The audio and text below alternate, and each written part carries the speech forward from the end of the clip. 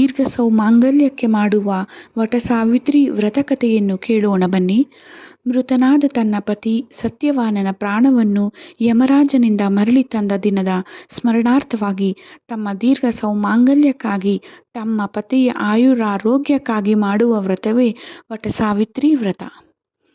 ಮದ್ರಾರಾಜನಾದ ಅಶ್ವಪತಿಯು ಸಾವಿತ್ರೀ ದೇವಿಯನ್ನು ಕುರಿತು ಯಜ್ಞಯಾಗಾದಿಗಳನ್ನು ಮಾಡಿ ಮುದ್ದಾದ ಹೆಣ್ಣು ಮಗಳನ್ನು ಪಡೆದು ದೇವಿಯ ವರಪ್ರಸಾದದಿಂದ ಜನಿಸಿದ ಮಗುವಿಗೆ ಸಾವಿತ್ರಿ ಎಂದು ನಾಮಕರಣ ಮಾಡುತ್ತಾನೆ. ಬೆಳೆದು ದೊಡ್ಡವಳಾದ ಸಾವಿತ್ರಿಯು ಸಾಲ್ವ ದೇಶದ ರಾಜನ ಮಗನಾದ ಸತ್ಯವಾನನನ್ನು ಪ್ರೀತಿಸುವ ವಿಷಯ ತಿಳಿದು ಆಕೆಯ ತಂದೆ ಅವರಿಬ್ಬರ ಜಾತಕವನ್ನು ತಮ್ಮ ಆಸ್ಥಾನಕ್ಕೆ ಬಂದಿದ್ದ ನಾರದ ಮಹರ್ಷಿಗಳ ಬಳಿ ತೋರಿಸಿದಾಗ ಸತ್ಯವಾನನು ಅಲ್ಪಾಯುಷಿಯಾಗಿದ್ದು ಸಾವಿತ್ರಿ ಆತನನ್ನು ಮದುವೆಯಾದ ಕೇವಲ 12 ವರ್ಷಗಳಲ್ಲಿಯೇ ವಿಧವೆಯಾಗುತ್ತಾಳೆ ಎಂಬುದನ್ನು ಹೇಳುತ್ತಾರೆ.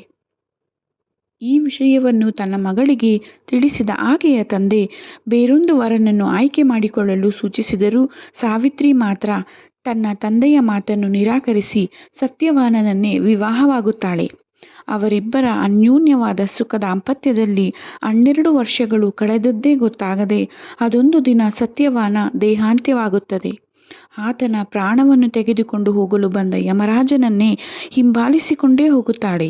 ಹೀಗೆ ತನ್ನನ್ನು ಹಿಂಬಾಲಿಸಬಾರದೆಂದು ಪರಿಪರಿಯಾಗಿ ಯಮನು ಹೇಳಿದರೂ ಯಮನ ಮಾತನ್ನೂ ಕೇಳದೆ ಆತನನ್ನೇ ಹಿಂಬಾಲಿಸುತ್ತಿದ್ದನ್ನು ಕಂಡು ಆಕೆಯ ಪತಿ ಧರ್ಮವನ್ನು ಮೆಚ್ಚಿದ ಯಮನು ನಿನಗೆ ಯಾವ ವರ ಬೇಕೋ ಕೇಳಿಕೋ ಎಂದಾಗ ಸಾವಿತ್ರಿಯು ತನ್ನ ವಯಸ್ಸಾದ ಕಣ್ಣು ಕಾಣದ ಅತ್ತೆಯವರು ತಮ್ಮ ಮಗ ಸೊಸೆ ಮತ್ತು ಮೊಮ್ಮಕ್ಕಳನ್ನು ಆನಂದದಿಂದ 100 ಕಾಲ ನೋಡುವಂತಾಗಲಿ ಎಂದು ಒಂದೇ ವರದಲ್ಲಿ ತನ್ನ ಅತ್ತೆಯವರಿಗೆ ಕಣ್ಣು ಕಾಣಿಸುವಂತೆ ಮತ್ತು ತನ್ನ ಗಂಡನಿಗೆ ದೀರ್ಘಾಯುಷ್ಯವನ್ನು ಕೊಡುವಂತೆ ಕೇಳಿಕೊಳ್ಳುತ್ತಾಳೆ. ಸತ್ಯ ಮತ್ತು ಧರ್ಮಕ್ಕೆ ಅಧಿದೇವನಾದ ಯಮನು ಕೊಟ್ಟ ಮಾತಿಗೆ ತಪ್ಪಲಾಗದೆ ಸಾವಿತ್ರಿಯ ಪತಿ ಸತ್ಯವಾನನ ಪ್ರಾಣವನ್ನು ಕಡಲೆಕಾಳಿನ ರೂಪದಲ್ಲಿ ಪುನಃ ಆಕೆಗೆ ನೀಡುತ್ತಾನೆ. ಹಾಗಾಗಿ ವಟ ಸಾವಿತ್ರಿ ಪೂಜೆಯನ್ನು ಮಾಡುವಾಗ ನೆನೆಸಿದ ಕಡಲೆಕಾಳನ್ನು ನೈವೇದ್ಯವಾಗಿ ಅರ್ಪಿಸುವ ಸಂಪ್ರದಾಯವಿದೆ.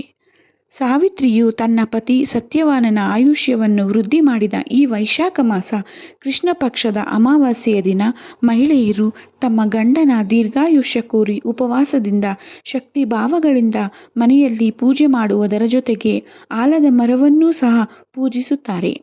ಸಾವಿತ್ರಿಯು ತನ್ನ ಗಂಡ ಮರಣ ಹೊಂದಿದ ಸಮಯದಲ್ಲಿ ಆತನ ಮೃತದೇಹವನ್ನು ಆಲದ ಮರದ ಕೆಳಗೆ ತನ್ನ ಮಡಿಲಲ್ಲೇ ಇಟ್ಟುಕೊಂಡು ಹಾನಿಯಾಗದಂತೆ ಕಾಪಾಡಿದ ಕಾರಣ ಆಲದ ಮರವನ್ನು ಪೂಜಿಸುವ ಪರಿಪಾಠ ಬೆಳೆದಿದೆ. ವ್ರತದ ದಿನ ಬೆಳಗ್ಗೆ ಮುತ್ತೈದೆಯರು 7 ರೀತಿಯ ನೆನೆಸಿದ ಕಾಳುಗಳು, ಅದರಲ್ಲೂ ವಿಶೇಷವಾಗಿ ಕಡಲೆಕಾಳನ್ನು ತುಂಬಿ ಅದರ ಮಧ್ಯೆ ಬ್ರಹ್ಮನ ವಿಗ್ರಹವನ್ನು ಎಡಭಾಗದಲ್ಲಿ ಸಾವಿತ್ರಿಯ ವಿಗ್ರಹವನ್ನು ಆಲದ ಮರದ ಕೆಳಗೆ ಇಟ್ಟು ಮಂಗಳಾರತಿಯನ್ನು ಬೆಳಗುತ್ತಾರೆ. ನಂತರ ಆಲದ ಮರದ ಸುತ್ತಲೂ ಪ್ರದಕ್ಷಿಣೆ ಹಾಕಿ ಕೆಂಪು ಅಥವಾ ಕೇಸರಿ ದಾರದಿಂದ 5, 11, 21, 51 ಅಥವಾ 108 ಬಾರಿ ಕಟ್ಟುವುದರ ಜೊತೆಗೆ ತಾಮ್ರದ ಇಲ್ಲವೇ ಯಾವುದಾದರೂ ನಾಣ್ಯವನ್ನು ಇಟ್ಟು ನಂತರ ವಟಸಾವಿತ್ರಿಯ ವ್ರತ ಕಥೆಯನ್ನು ಶ್ರವಣ ಮಾಡಿ ಮುತ್ತೈದೆಯರಿಗೆ ಅರಿಶಿನ ಕುಂಕುಮ ಮತ್ತು ಕಾಣಿಕೆ ನೀಡುತ್ತಾರೆ.